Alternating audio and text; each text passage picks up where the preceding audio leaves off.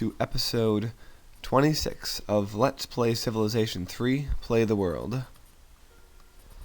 Alright, we left off forming our invasion force to take down the Japanese capital city of Kyoto.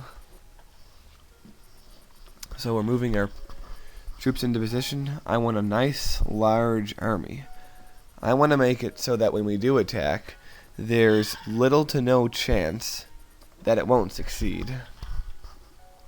Now, I think about moving troops out of this city because it only has one citizen and it wouldn't be too hard to defend it.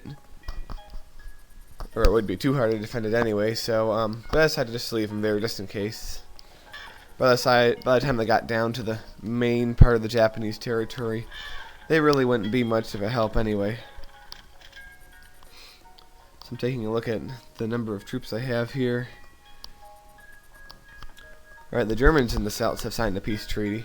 And I know for a fact it's not been 20 turns, so technically the Celtic people have broken their treaty with us, which is going to decrease their reputation in the land. However, we still have a treaty on with the Koreans, so we're not going to turn our backs on them. Right now I build more things there, building barracks. You see a lot of these small new cities that I've built are starting to grow pretty quickly because there was already existing infrastructure where they were. Now, I talked to the Koreans here. I want to see how long the treaty is, and it turns out 10 turns. In all this time since the Germans attacked us, it's only been 10 turns. And that was 6 videos ago, which means we're doing on average a turn and a half per video, which is pretty remarkable when you consider that the first few videos we were flying through, a turn every 5 seconds practically. This is what happens when the game gets to this point. Things take a lot longer. Now, the game will start moving a little faster again once we have peace with the Japanese. But these wars really are the meat and potato of the game, and they take a lot of time. This war has been going on for 10 videos now, and the Japanese weren't even particularly strong. They were just, I wouldn't say large, but decent sized, and they had a lot of longbowmen. And also, we only had elephant soldiers instead of cavalry. Now, someone mentioned in one of the other videos that I was pronouncing cavalry wrong, so I'm going to try to make an effort to pronounce it right from now on. I can't guarantee 100% success, but I'll try. Alright, that guy killed a longbowman in the last video. I'm going to have that guy protect that worker, because the sooner I get that road finished, the sooner I can actually have cavalry. Alright, connecting up my roads there.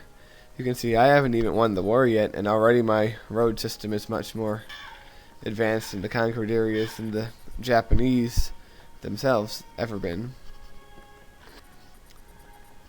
And here we go again. Longbowmen coming out of nowhere, cutting down my group of war elephants. He kills one guy, injures another guy. Unfortunately, this guy is able to fend this guy off without any damage at all. But even so, it significantly weakens our attack force to the point where it gets me concerned about if an attack is even feasible at this point. And now something very cool has happened. We have finally entered the industrial age. They want to expand my palace, either because of the new age or our wartime accomplishments, or something else. I really don't know the parameters for wanting to expand the palace, but hey, I'm not going to argue with it.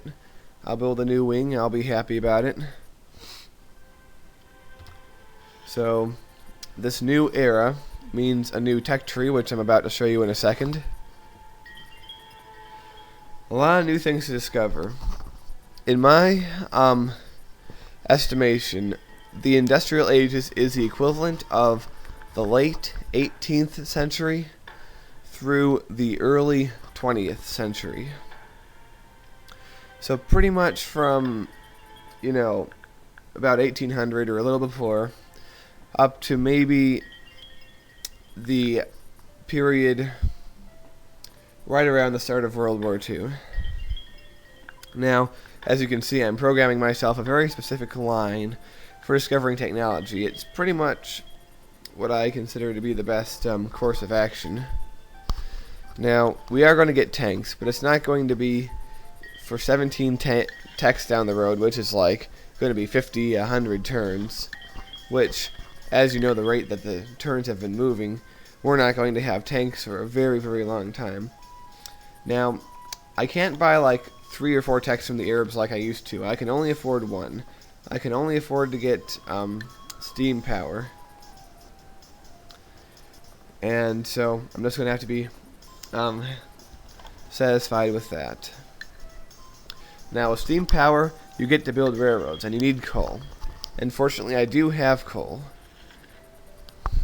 So, expect that after this turn, railroads will start to grow.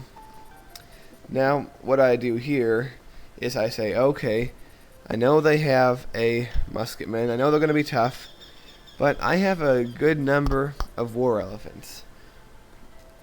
And by good, I mean you're going to see in a moment, I'm going to have 13 war elephants dedicated to this invasion force.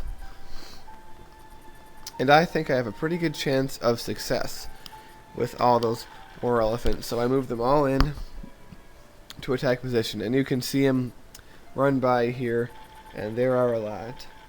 I'll show you the full list here in a moment. And yes, 14 units, one of them's a pikeman, so there are 13. Now, what I will show you this video is my attempt to take this city. As you know, it's been not working. And as you can see, it continues to not work.